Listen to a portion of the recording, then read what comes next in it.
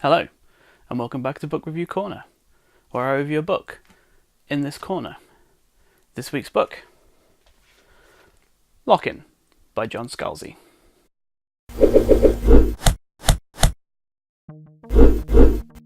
If John Scalzi isn't a name you are familiar with, I really encourage you to search out his back catalogue, obviously after this video is finished. I think this might be one of the best of his books to discover his work, but if you haven't seen anything that he's written and don't want to commit to a whole book, I would highly suggest looking him up on Twitter, @Scalzi, or his blog, whatever, where you will get a pretty good read on the kind of guy that he is.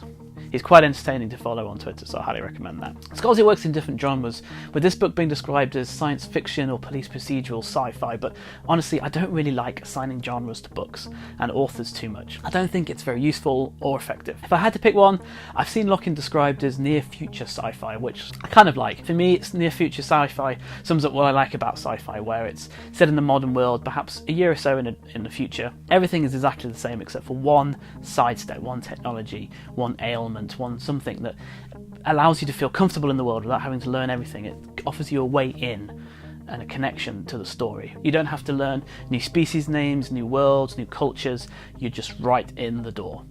Exactly in many ways what Gene Roddenberry did with Star Trek, and I think part of the success of something like the Harry Potter series, where you know the world, you know the setting, but you're introduced to a new element, some sidestep for it.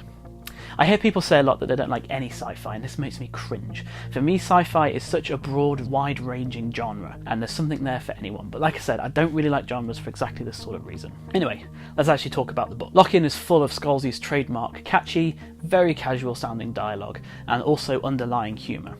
I would definitely not describe this book as a comedy, but it certainly has humour throughout. But much like the dialogue, it's all very natural, unforced, and doesn't jar you or bring you out in the moment. Scalzi creates very believable characters with flaws and motivations that you both believe in and understand, and perhaps even relate to. The book is told from the viewpoint of Chris Shane, an FBI agent who is a victim of Hayden's syndrome, a fictional illness which resembles the real-world locked-in syndrome. Hayden's, in the book, is a virus which spreads around the world about 25 years before the story begins.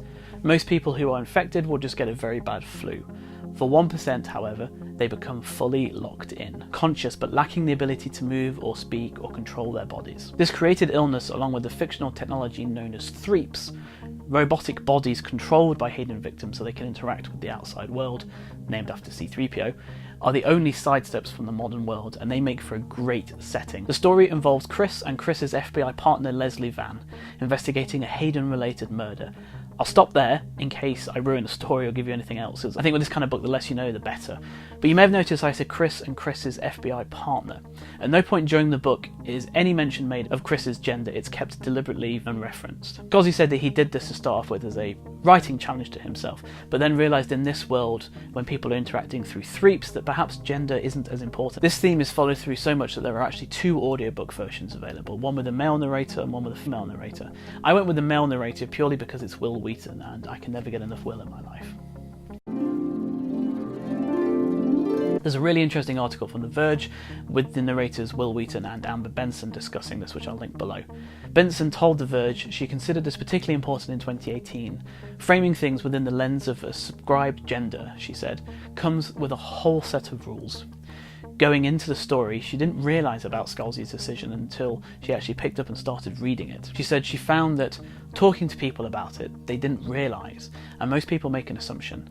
I think we are living in a time when gender is becoming more and more fluid. These kinds of stories are ways to change that conversation, to make a better place for people to be who they are. I couldn't agree more, and I love that about this book. All in all, Lock-In is a fantastic blend of Scalzi's scholarly talents. Great characters, believable humour and dialogue, a great plot that keeps you guessing all the way through, and action scenes which feel dramatic but not overdone. If you don't know Scalzi, or are possibly only familiar with him from his Old Man's War military style books, I think this is a great place to start with his other catalogue. Look out also for the follow-up novel Head On, which will be released in a couple of weeks. It's not a direct sequel to this book, but involves Chris on Chris's next case, set in the same world obviously. It's out this month, and I'm very much looking forward to it.